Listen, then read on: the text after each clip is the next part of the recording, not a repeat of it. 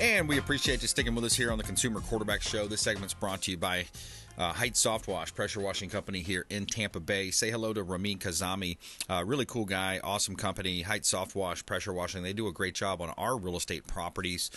They have pressure washed some of our real estate, commercial, residential properties. HeightsSoftWash.com. Let them know the real estate quarterback sent you. Take them up on those offers. And just a moment, we got CPA Duane Bishoff in studio. We're going to talk with him about some of the different things happening in the marketplace, what he's seeing out there, IRS, of course, ERC, some of these credits that are going on. Augusta rules, a pretty cool rule that we'll discuss with you as well. Before we do, we'd like to feature our real estate listings live on air, and maximizing the exposure and the profit for our sellers is our goal here, to help sellers sell faster for more money. And we do vacant land, commercial, and residential properties. We got a property at 7202 US Highway 301 South in Riverview. This is a commercial property. You've got two separate buildings, two structures here. So you've got two different businesses operating at 7202 US Highway 301 South in Riverview. You got a mechanic shop and a barbershop.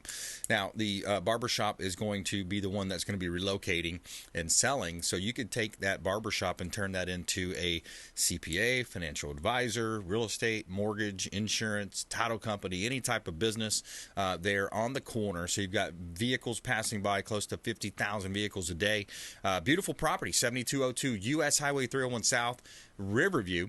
And the muffler shop, mechanic shop, has a lease in place. So you got built-in income, revenue coming in on that property, commercial property for sale in Riverview, Hillsborough County. All right. Hey, another property at 3416 Crepe Myrtle Drive. This is in Hernando Beach. Bay access on a canal, waterfront with an extra lot next door.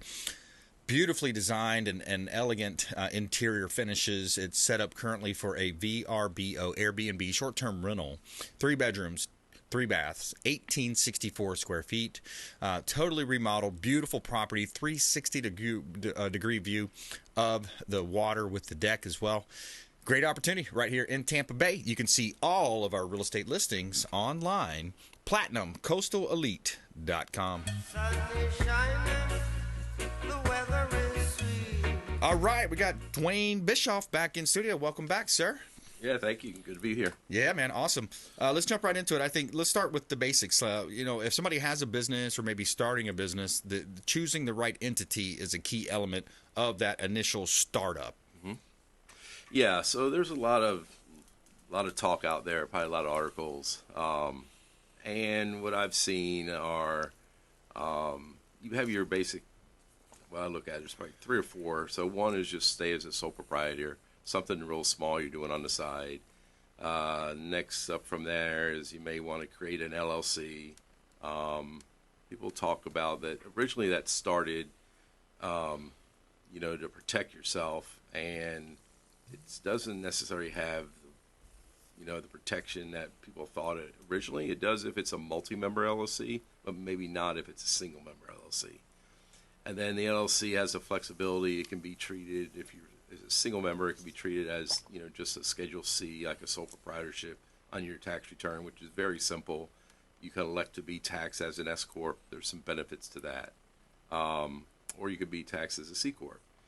Then you have a multi-member LLC, which is 2 people creating an LLC, and that defaults to a partnership.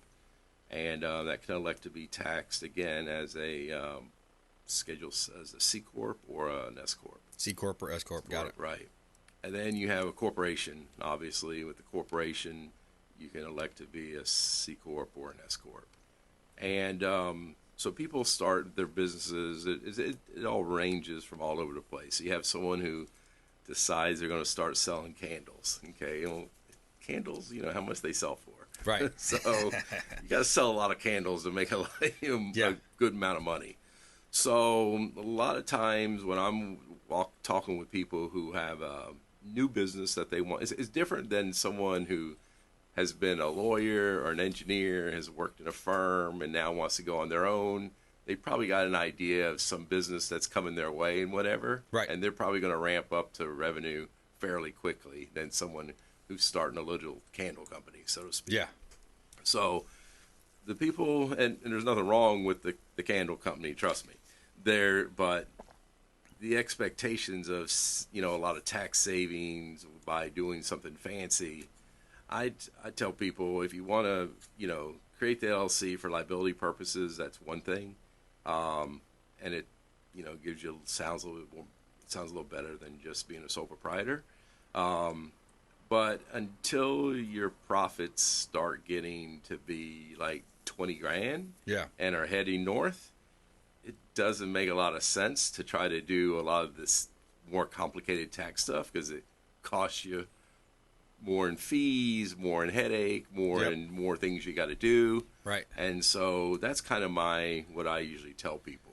And you're also taking your eye off the ball of actually producing the widgets or having the sales or the service that you need to have to get that bottom line, that revenue up. Right. So I think that's a great point you make there, Duane, is, hey, focus on income, get the income to where you're actually paying some real amount of taxes. Right. And I think a lot of people too, we have Mark Hayes, our financial advising expert on the show, and he had a good idea last week. He said something to the effect of, starting up a company, utilizing it for write-offs, your lunches, your meetings, and things of that nature. But, something as simple as reselling clothing and things like that. So you see a market for that, and you can do a lot of this stuff on the internet. Yeah.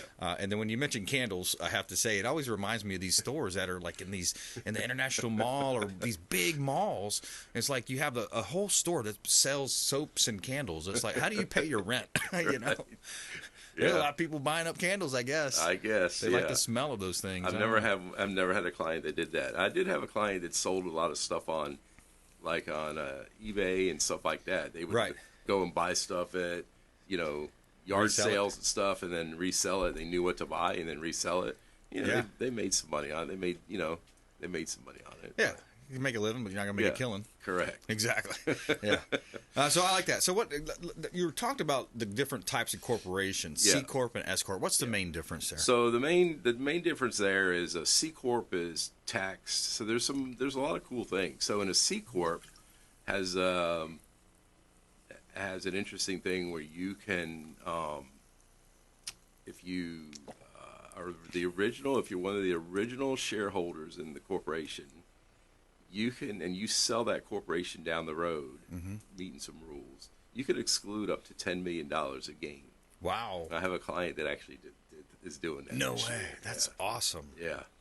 So you don't see that very often. But that's really cool. But what happens in Florida, the only Florida tax is on a C Corp. Now, there's a $75,000 exemption.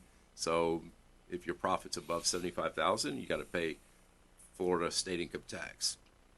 So what happens with a C Corp is, what we used to see back in the day is when people had C Corps, they would try to plan and pay bonuses out to zero that out so they didn't have to pay or reduce their C Corp tax. And now they've incurred a bunch of tax, on wages that they have, in salary.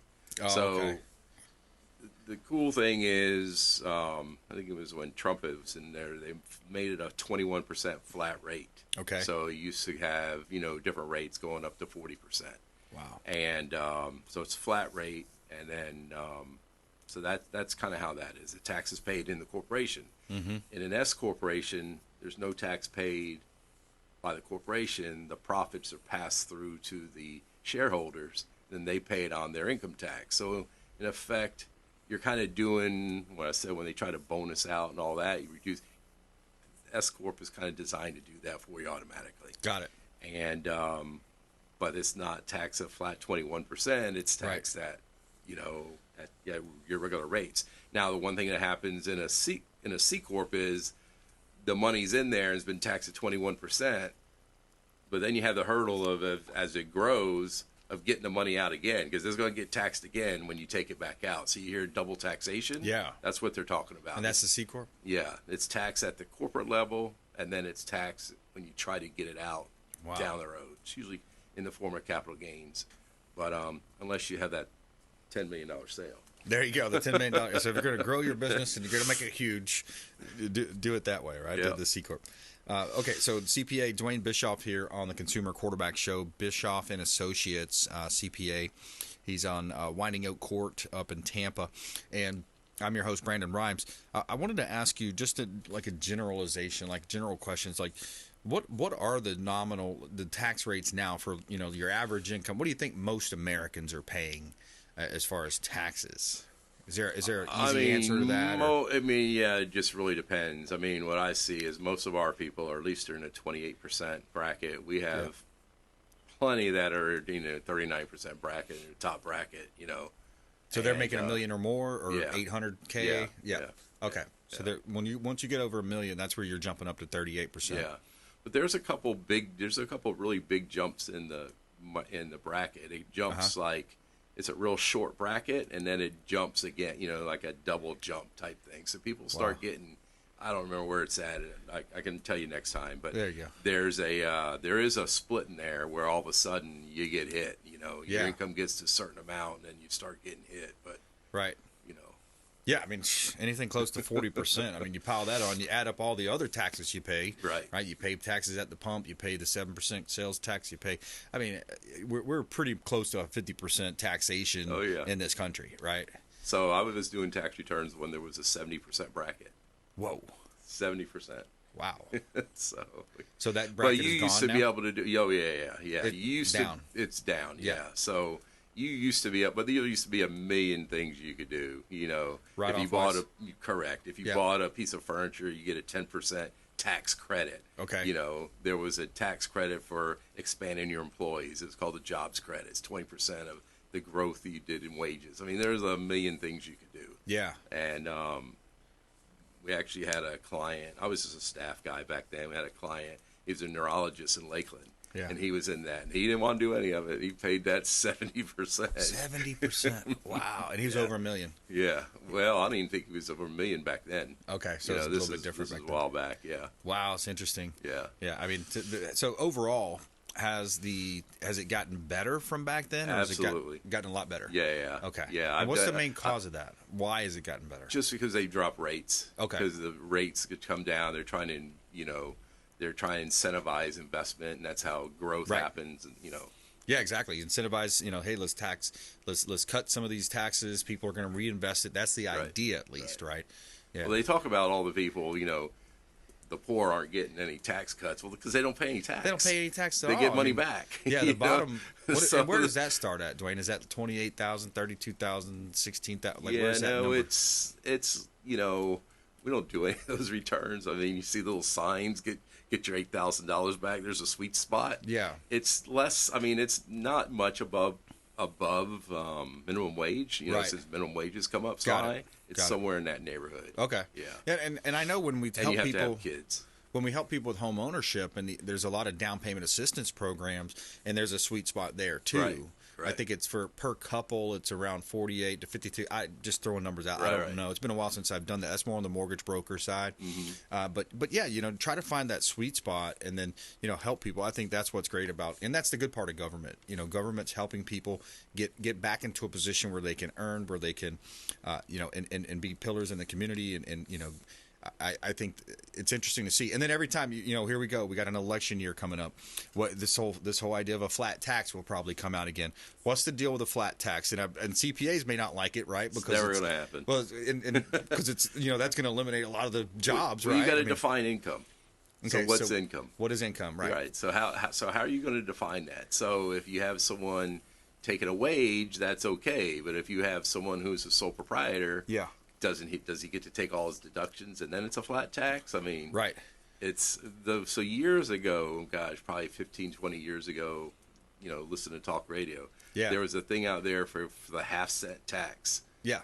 It was every time money changed hands. Okay. Just a half a cent. It replaced all taxes. Yeah. A half a cent every time money changed. If you move money from your savings account, your checking account, if you paid your mortgage, if you paid whatever, anytime money changed hands, all it was a 0.5%.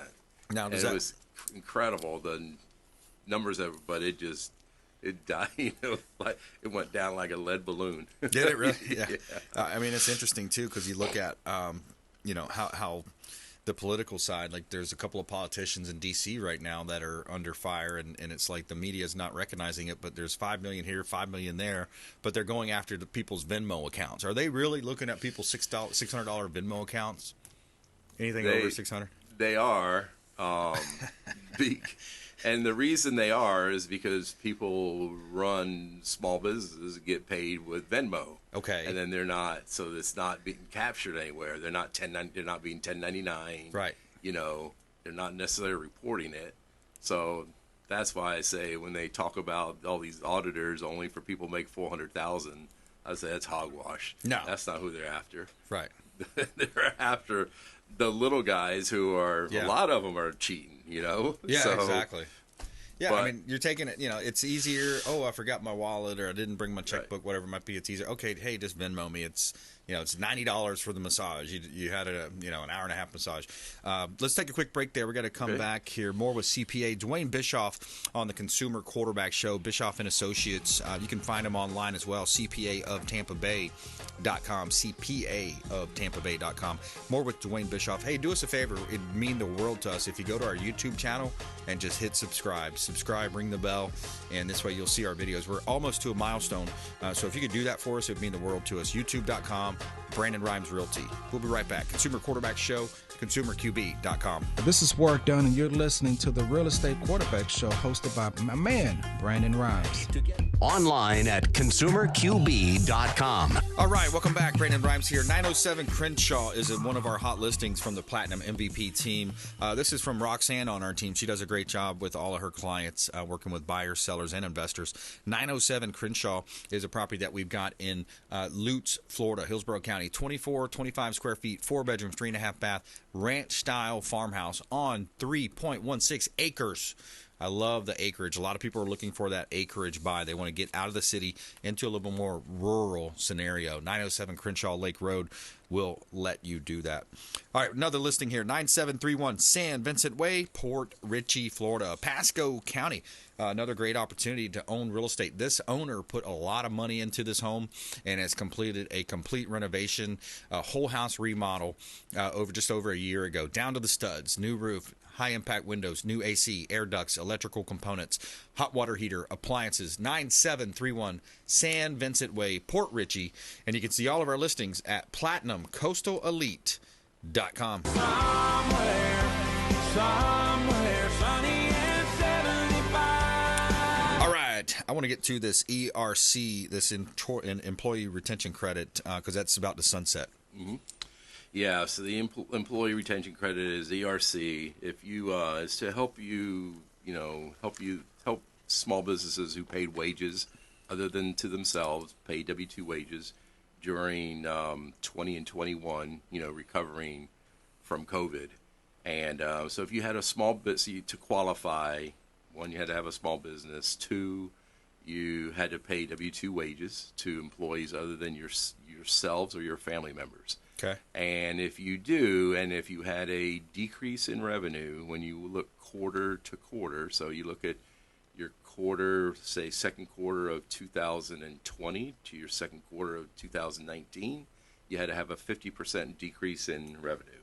Wow. When you look in 21, if you had a 20% decrease when looking from 21, just the same quarter in 19, then you qualify. Okay. Now, the part that's going to sunset is the first quarter of 2020. Okay. I mean, the second quarter is going to sunset July 31st. So if you qualify for that and it sunsets, then you don't get to take the opportunity. So in 2020, it's up to $5,000 per employee for the year.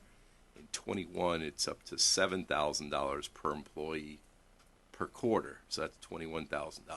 Okay. So 21's easier to qualify and it's much more money. Got it. And we've had people, we just did one the other day. We have people as small as $9,000 to as high as $750,000. Got it. Nice. So okay. It is taxable when you get it. But so the government gives you the money and they immediately tax you on it. Correct. Okay. Yeah, it's like a refund of payroll taxes, but okay. they get, it's one of these things that ends up being taxable. event. Wow, interesting. All right, CPA Duane Bishoff here on the Consumer Quarterback Show, CPAofTampaBay.com. The Augusta Rule. Yeah. Tell me about that. So the Augusta Rule. So it got its name from Augusta, Georgia, where the Masters is held every year, and Nice. residents rent their homes out to people wanting to attend the Masters. I assume that's what it is. Uh-huh. And so it's a rule that came out that anybody who owns a home can rent that as long as you don't rent it more than 14 days a year, so less than 15 days a year. Yep. You don't have to claim the income from it, or you don't have to, and you can't deduct the expenses, attributable to that at the same time. So here in Tampa, we had, we hosted the Super Bowl. Yeah. That's a lot of people rented some houses for some big money there. So if you did that, rented it for Super Bowl weekend, made a couple grand, I mean, it's free money. You don't have to pay tax on it. Yeah. So that's one piece of it. So the second piece of it is if you have a small business and you want to use your home to put on an event, to put on a retreat for your Business company mixer. or whatever you want to do, then the company is allowed to deduct a deduction for the fair market rental of that house Yeah. for that time, but you don't have to pick that up as income. So Nice. it's kind of a freebie. I like that. So the key is, okay, so what's the value? What's the value of that? And this is where the Augusta Rule can kind of get blown up. People say, oh, yeah, you can deduct $5,000. Yeah. Well, how they come up with that is you look at if you're going to do it, let's say for a firm meeting, for a retreat or something, Yeah. what would that cost you to Right, to do yeah. that? Show me a comp. If you were to go to Correct. Innisbrook, rent the Innisbrook Country Club, Right. And something comparable. So that makes sense. Right. Yep. All right, we're almost out of time here. Yep. Duane Bishoff, find him online, CPAofTampaBay.com. How else do you want people to connect? They can call my office, 813-356-0400. 813-356-0400. Duane Bishoff. Always a pleasure having you in. Yep, great. Good Same. stuff, man. Good to be here. All right. Well, hey, another great show. I want to thank all of our producers, Jose, Alex, Nicole. Thank you for all you're doing on the show. Thank you for tuning in and supporting the program. Support all of our local business owners and great contributors by going to consumerqb.com and supporting the program. Please go out there, consider committing a random act of kindness, do something kind for one another. We'll see you next time right here on the Consumer Quarterback Show, consumerqb.com. You've been listening to The Consumer Quarterback, Brandon Rhymes. Whether it's real estate, consumer, or financial advice, let Brandon call your next